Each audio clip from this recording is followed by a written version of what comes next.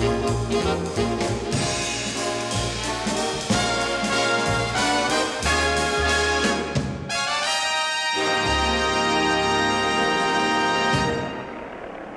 persistent of his pursuers is Yarborough, a young man with greatness written all over him. Yarborough, who is still looking for Super Speedway victory number 1, tries desperately to take the old pro.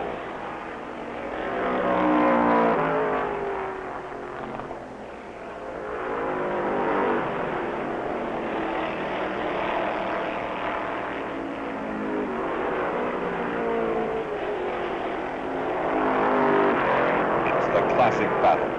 Youth, meaning 26-year-old Yarborough, versus experience, meaning 41-year-old Turner. But Turner likes a challenge and is giving this youngster a driving lesson. It's been 19 years since Turner started racing, when his antagonist was just 7 years old, and the experience is paying off. The man's hungry for victory. He knows his career as a factory driver may be at stake. But Yarborough's hungry too. The question is, who's the hungrier? Turner's car, that's who. It's a quick stop at the 438-mile mark. The last pause number 41 will have to make. Just 62 miles to go, but Turner probably wishes it were 500 as Yarborough has almost a lap lead.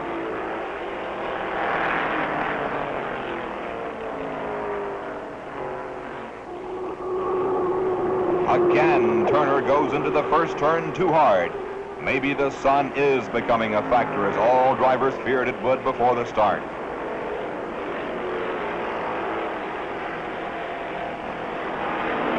Turner gains, but ever so slowly. He needs a break, like a caution flag where he can close up. Or when was the last time Yarborough took on gas?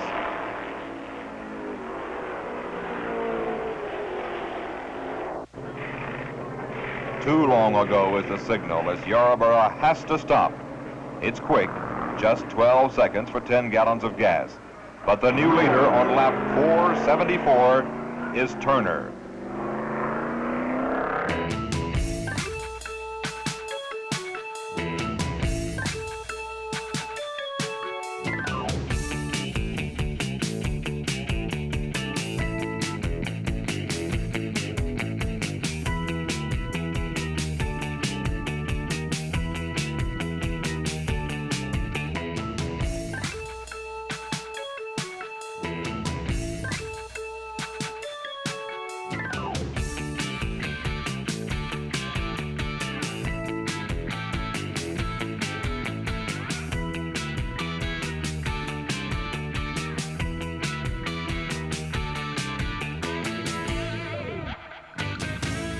Now, as at Indianapolis, the confusion of a Yarborough and a Yarborough comes to Daytona.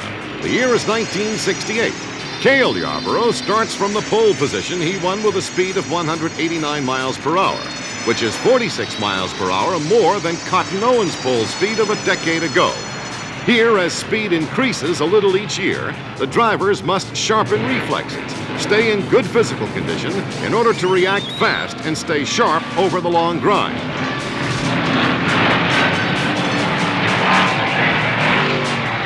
Just a little wobble, but enough to break up the high-speed formation on the banking.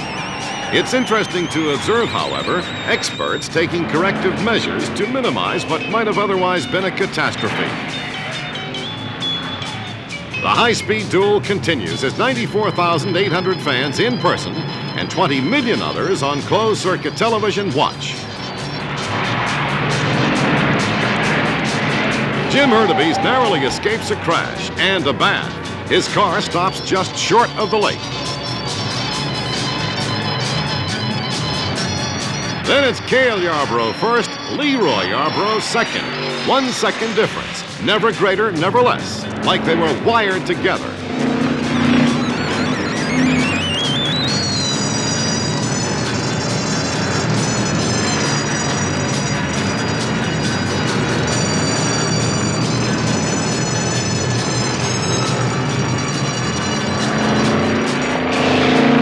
And that's the way it ended. But it must have really been something to listen to the announcer in, say, Tokyo, straightening the fans out on first place and second place winners' names. Now let's go down to Chris Economaki and a talk with the winner. Did you have any tough problems throughout the contest? Nothing but problems all day, Chris. Everything in the world went wrong, but I thank the great Wood brothers. Nobody else, I don't feel, could have done it to pull us through it.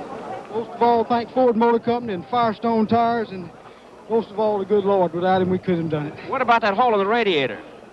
Well, that's we put water in it twice. It held for the balance of the race. I never thought it would, but it did. Did you have any close calls? Not any real close calls. Seemed like all the action happened on the other end of the racetrack for me. Well, congratulations and continue good luck to you. Thank you. Physically, it's been very punishing today, and I'm certain that you can see how damaging it's been as far as machinery is concerned. They started this race in 1950, Bill, and it's called the Granddaddy of them all, and you can see why. Now, as they come around this time, they will get the white flag, which will mean one lap to go, and only a car length separates David Pearson in car 17 from Cale Yarborough in car number 21. So we'll send Chris Economaki on his way to interview whichever one of these drivers crosses that finish line first and gets the checkered flag. Less than a mile and 3/8 to go. And this is where Pearson's going to have to make his move. Everybody is standing, everybody in the infield craning their necks to try to get a view of this finish line. They'll go into the number 3 turn. Pearson right up close, but somehow Cale fights him off, and there he gets a good break. There's a little traffic on the inside, and Pearson has to back off. Here's the last turn, and Cale's going to win it. The checkered flag is out for Cale Yarborough in one of the most thrilling finishes of all time, and it's dejection in the pit of David Pearson right now, and jubilation by the Wood brothers, the pit crew of Cale Yarborough. What a race he ran today. And there in third place is Buddy Baker. And what a race he ran. Glotzback will finish in fourth place.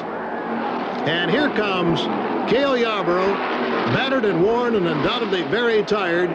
But I hope he has enough left to give us a word. Well, Cale, it must be a happy day for you, eh? Chris, this is the happiest day of my life. 4 big speedway races, a new record in one season, and the first time victory before a hometown crowd. Right, and do it at home, that makes it better than anything in the world.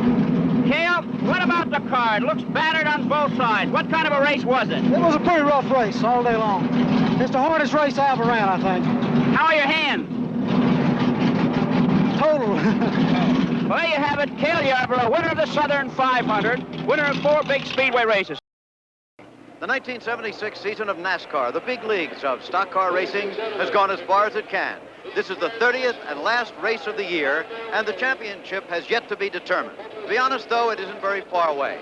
If this car here, number 11, can get to the starting line, not the finish line, if it can take the green flag to begin the race, then the man who drives it will be the champion of the year for the first time in his life.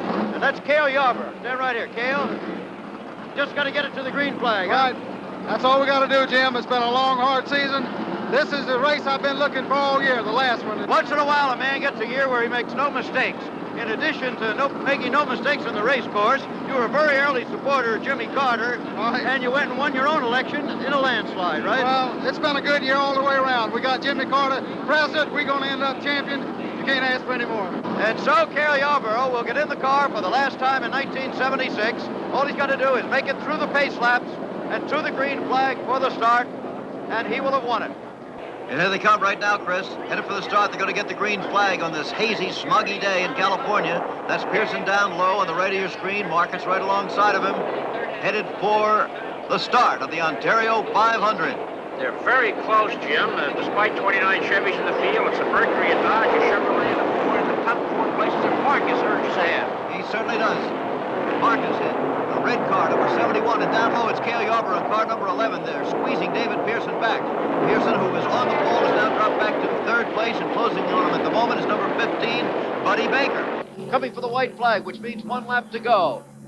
It's being held furled, and now it's out. There it is. 1 lap to go, and it certainly doesn't look as if Benny Parsons is close enough, unless he's got some extra RPMs he hasn't used. He can't do it. He can't do it. I don't believe he can do it. Unless something happens to Cale Yarborough, I don't believe there's any opportunity for him to get there at all. There's the relationship. You can see it's wide open there. It's, of course, just fractions of seconds in a way, but it's too far on the racetrack. This is a big racetrack to cover, but I'm afraid they can't do it. It's 2.5 miles long, but they're now going into turn 3. He's already in it. Cale Yarborough is high in the banking there. There's no way that Benny Parsons can catch him now. Well, what a beginning for the year 1977 it'll be for William Caleb Yarborough of Timmonsville, South Carolina. He won the NASCAR season-long championship last year, and now he wins the Daytona 500 at age 37 for the second time, 9 years after his initial victory here. Well, he drove a masterful race. He drove a well-judged finish there with the last 2 or 3 laps to go. He saw his opportunity, he took it, and he found himself in the lead. Well, it's been 9 years since Cale Yarborough experienced this sensation. Victory lane at Daytona Beach, and they can't even wait to get him out of the car before the congratulations begin. He is a happy, happy man. He's had a great year in 1976, and now in 1977 he started off in a big way. He's making sure that he looks right. He's being bombarded from both sides by well-wishers. We're going to get around and get a word with him here. Here's the Daytona 500 winner. Right. Hey, congratulations, Cale. It was a good day, Chris. It's been a good week, Chris. We took everything they thrown at us. We won all 3 of them. You remember 9 years ago? I sure do. It's even sweeter now. Even sweeter now than it was then. Yeah, well, let him get a drink here. Take your time, Cale. Oh, man. We got... Here's Betty Jo. You happy, honey? I certainly am. I predicted this the other day, and he worked awfully hard for Were you it. saying any prayers? We certainly did. We walked back and forth and said, So do thank the good Lord for a good, safe race, too, Chris. It was a good one all day. Well, it certainly was. Cale, a couple of laps at the end there, you broke away from Benny. Was that something you did or problems he had? No, well, Benny, right at the end, Chris, I picked up a car or 2 on him, and I got to cut back and lost him, shook him off. Just the traffic helped me break away from him, so that did it. This Holly Farm Chevrolet ran like a scalded chicken all day, though.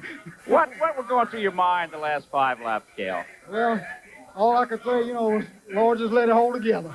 And I saw your daughter over here. Is she around? Where's Julie? She. Come on up here, Julie. Your whole Yarborough family is here. It's a great family. They've done a lot for racing in the United States. Come on up, honey. Which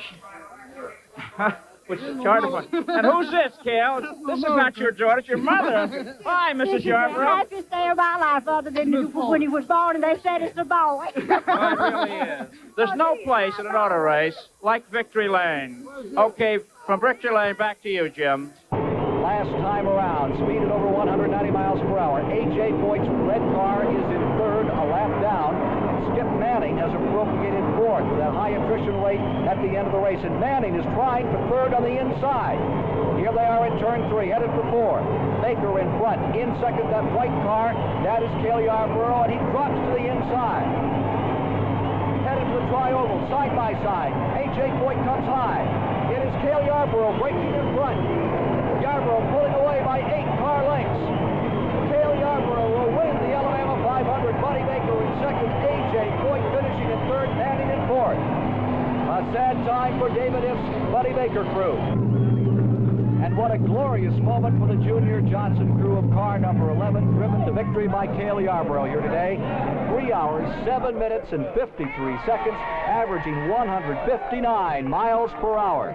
Yarborough wins his first Alabama 500. There were 44 lead changes among 8 drivers officially, and that doesn't count the numerous times they swapped the lead around in the back straightaway. Let's go to Ned Jarrett.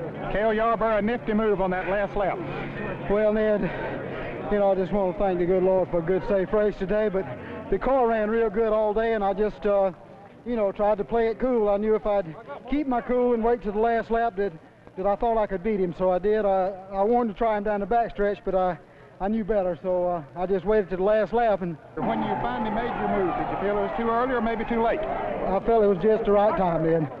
Make your pit stop a little faster than the next man, and always use your head. And there's the checkered flag for Cale Yarborough. It's 4 hours, 17 minutes since the green flag waved. Cale can coast around now to meet his crew in victory lane. Coasting has never been Cale's style.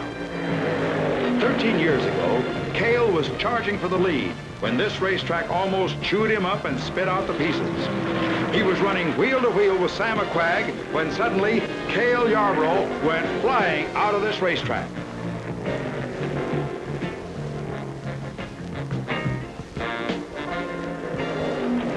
As Cale steps from his car in victory lane, the first man ever to win the Southern 500 4 times, he has to have some memory of that moment. There's nothing as great as coming back from defeat to win the Southern 500. Cale's wife and some of the Yarborough children are in victory lane to help celebrate. There's the winner's trophy and a check from Barney Wallace, president of the Darlington Raceway. Cale takes home $30,000 this afternoon. That prize money doesn't have far to travel. The Yarborough clan lives just down the road a piece in Timmonsville, which proudly calls itself the home of Cale Yarborough. Next year, Cale will likely be racing for his 5th victory. And the crowds that seem to grow each year will be back with Cale for the Southern 500. Where will Cale make his move? He comes to the inside. Donnie Allison throws the block. Cale hits him. He slides. Donnie Allison slides. They hit again. They climb into the turn. They're hitting the wall. They're head on the wall. They slide down to the inside. Let's watch those third place cars. They're out of it. Who is going to win it? Coming down, third place. They're coming around for the finish. Between A.J. Foyt and Richard Petty. Down the back straightaway come the leaders now. 2 cars are out. In the backstretch are the leaders. Watching for the leaders to, they're still up in turns 3 and 4. The leaders are up in turns 3 and 4. Coming down, Richard Petty is now pulling out in front. Darrell Waltrip is in second. A.J. Foyt is in third. Here they come. Waltrip trying to slingshot. Petty is out in front at the line. Waltrip to the inside.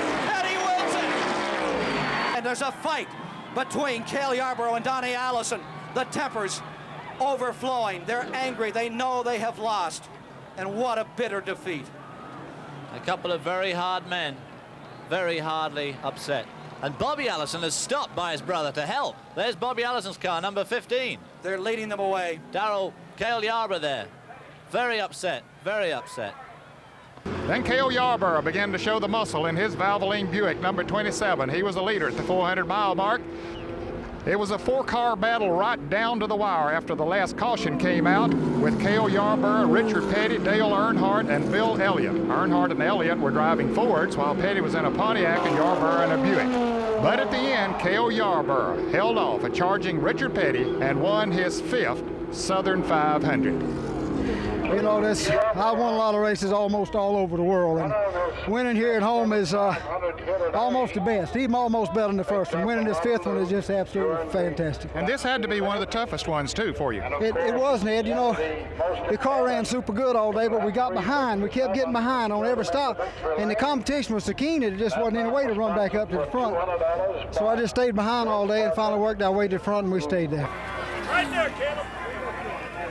Cale with Darrell leading and Dale and Neil right behind you. There were so many options those last 10 laps, and it turned out you made the most obvious one. Just wait until the last lap.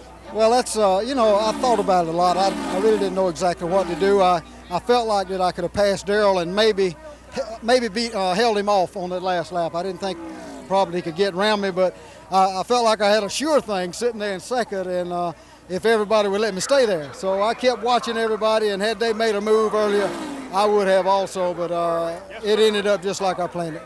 Neil Bonnet seemed like he was the only guy who really looked serious about trying to make a move. Were you kind of keying off of him? Yeah, I was watching Neil and all of them, really. I didn't know what they were going to do, but I had other plans if they made a move.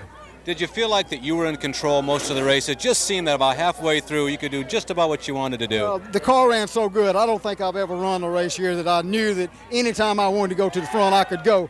And very seldom that happens. It happened this time, but it may never happen again. But I think with Wardell Wilson and this Hardee's crew, we'll be back strong. Okay, the tough one now. And don't say I don't know. Take a stand. Could you have beaten Richard? Absolutely. Is that stand enough? Yes, sir. It is a great pleasure and indeed biggest honor I've had that on this 20th day of January, the year 2012, to present the Hall of Fame inductee ring and the official induction into the NASCAR Hall of Fame to Cale Yarborough.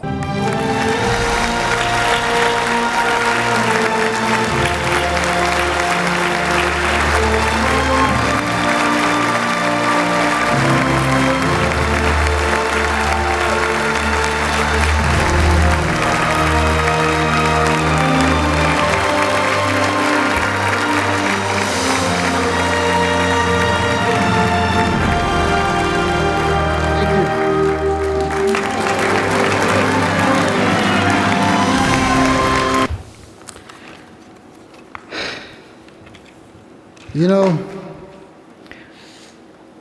tonight, as far as I'm concerned, is let me get my glasses on so I can see. As far as I'm concerned, tonight is a thank you night for so many people that made it possible for me to be here tonight. You know, racing is kind of